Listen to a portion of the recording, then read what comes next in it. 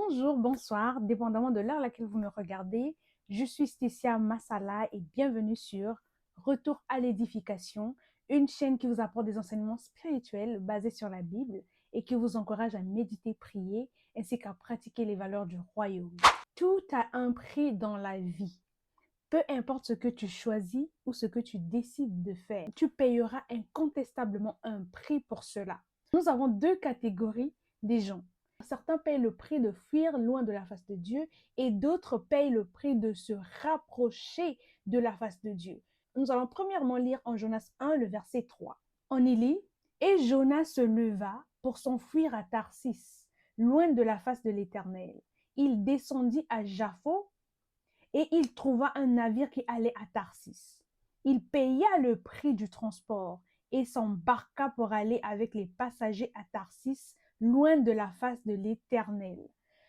Donc, dans ce passage, on voit qu'à cet instant, Jonas, lui, il a décidé de payer le prix pour aller loin de la face de Dieu, pour fuir loin de la face de Dieu.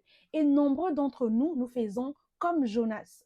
Nous faisons des choses qui nous poussent à aller loin de la face de Dieu. Nous ne prions pas, nous ne méditons pas, nous ne propageons pas de l'amour comme Dieu nous l'a demandé de faire. Nous sommes en train de tout faire pour aller loin de la face de Dieu. Nous payons le prix de la paresse pour être loin de la face de Dieu. Nous payons le prix de la désobéissance pour fuir loin de la face de Dieu. Donc, peu importe ce que tu fais, tu payeras certainement un prix pour cela. Et donc, j'aimerais te poser une question. Quel est le prix que tu es en train de payer? Deuxième verset que nous allons lire, c'est Matthieu 16, 24. La parole de Dieu nous dit en Matthieu 16, 24, alors Jésus dit à ses disciples, si quelqu'un veut venir après moi, qu'il renonce à lui-même, qu'il se charge de sa croix et qu'il me suive. Voilà le prix à payer pour suivre Christ. Si tu veux suivre Christ, tu dois absolument renoncer à toi-même. Alors ici, renoncer à soi-même, c'est renoncer à son vieil homme, renoncer à sa chair et à tous ses désirs. Parce que la parole de Dieu nous dit, marchez selon l'esprit et vous n'accomplirez pas les désirs de la chair. Tu ne peux pas vivre selon ta chair et estimer que tu es toujours près de Dieu. Non, les désirs de notre chair nous éloignent toujours de Dieu. Les désirs de notre chair, qui est l'envie, la jalousie, la fatigue, la flemme, la procrastination, la gloutonnerie, le mensonge, tout cela nous éloigne indéniablement de Dieu. Donc tu ne peux pas vouloir garder ton toi et être près de Dieu. C'est impossible, c'est infaisable, c'est impossible. Tu ne peux pas être près de Dieu et demeurer dans la chair.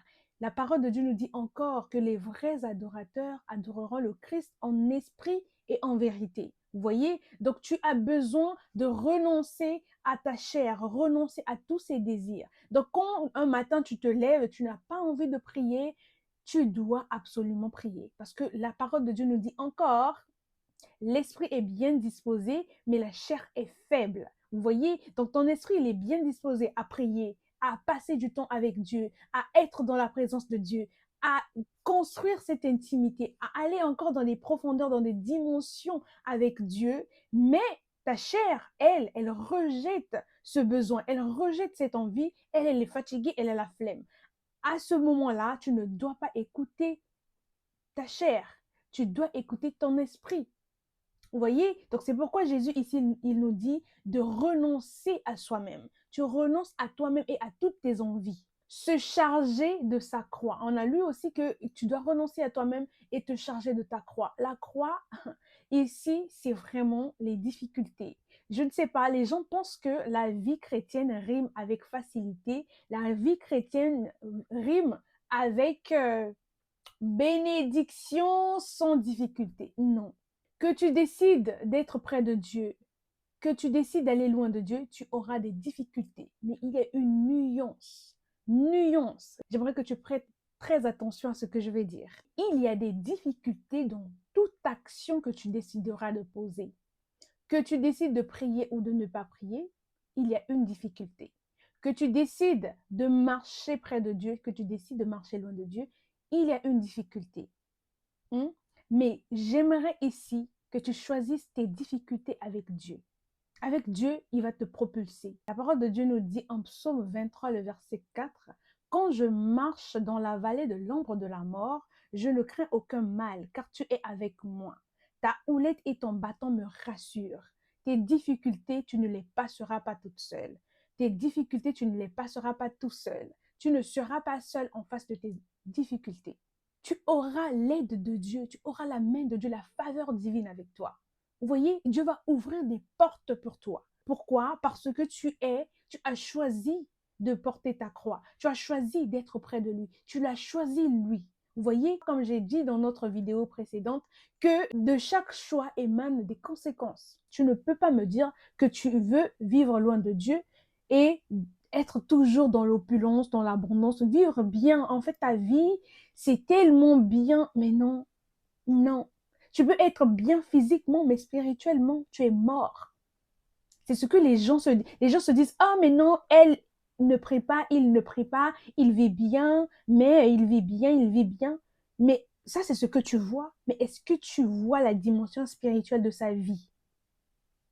C'est très important de savoir que notre vie n'est pas que ce que nous voyons là. Notre vie n'est pas que sur la surface de la terre. La vie, elle est d'abord spirituelle avant d'être physique. Donc, si tu es faible ou mort dans la vie spirituelle, même si tu vis sur terre, ta vie ne compte pas.